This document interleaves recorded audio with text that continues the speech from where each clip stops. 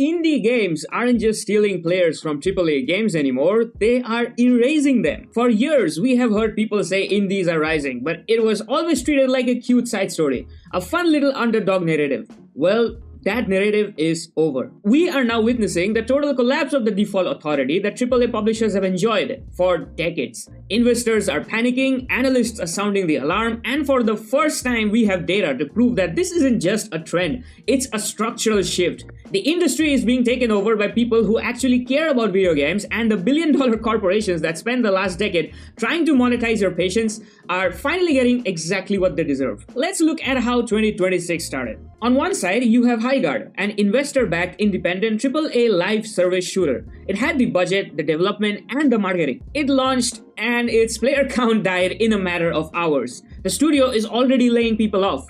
On the other side, you have mewgenics, a game that is about breeding cats to fight in a tactical RPG.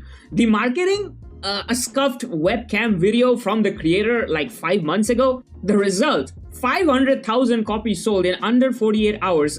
80,000 concurrent players. Then there's Hytale, a game that was purchased and then later abandoned by Riot Games because they felt that it lacked potential. Now, brought back by its original creators, it immediately sold 2 million copies. This is the new reality. AAA games hit the market like a brick and sink like a brick. Indie games show up with zero marketing and shred the charts. A massive investment firm, Bain & Company, just published a report titled Squeezed in the Middle, AAA gaming studios must adapt. Let me translate their corporate jumble into plain English for you guys. AAA is basically screwed. According to their data, indie PC revenues grew at 22% compound annual rate from 2018 to 2024. AAA, they grew 8%. Indies are now growing nearly 3 times faster than AAA games. Bain points out that the AAA market share has dropped from 76% to 61%.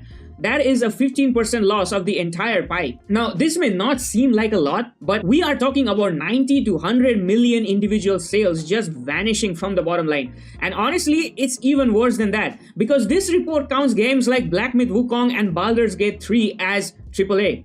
If you stripe those anomalies away, the traditional AAA industry, the Ubisofts, the EAs, the Activisions, it's honestly pathetic. So why is this happening? Even the analysts are finally starting to figure that out. Bain's survey found that 22% of gamers cite gameplay as the one reason they play a game. Only 7% cited graphics. AAA spent the last 10 years obsessing over this 7%. They chased ray tracing, 4K textures, cinematic experiences. They bloated their budgets to $300 million just to make games that look like movies but play like dog shit. Meanwhile, indies focus on the 22%. They build games that are actually fun. AAA games have become what I like to call skinwalkers. They look like video games, but underneath, they are just an amalgamation of corporate incentives. They are built by committees trying to satisfy 10 different agendas. Is it monetizable? Is it safe? Does it send the right message? Will it sell a battle pass? Is it woke enough? When you design a game for everyone, you make a game for no one. Meanwhile, look at mewgenics again. This is a game where you breed cats that have autism or ADHD. The voice cast includes people who hate each other in real life.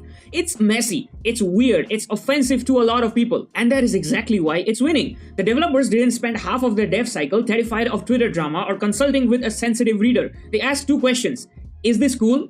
And is this fun? AAA is paralyzed by fear. They are terrified of optics. Indies are fearless. Games like mewgenics feel human. They feel like they were made by a person with a specific weird vision, not a boardroom tried to hit a quarterly revenue target. That selfish design is where true creativity comes from. Miyamoto made Zelda because he liked exploring caves as a kid. Notch made Minecraft because he liked building blocks. Great games start as a personal obsession, not based on the market analysis and what's trending. There's another reason why we are all leaving AAA, and it's simple. Friction. Let me explain. I tried to play the newest Call of Duty recently. It took me 15 minutes just to get to the main menu. Shaders compiling, updates requiring restart, accept the EULA, login into their account, accept code of conduct, buy the battle pass, 10 different sorts of promotions.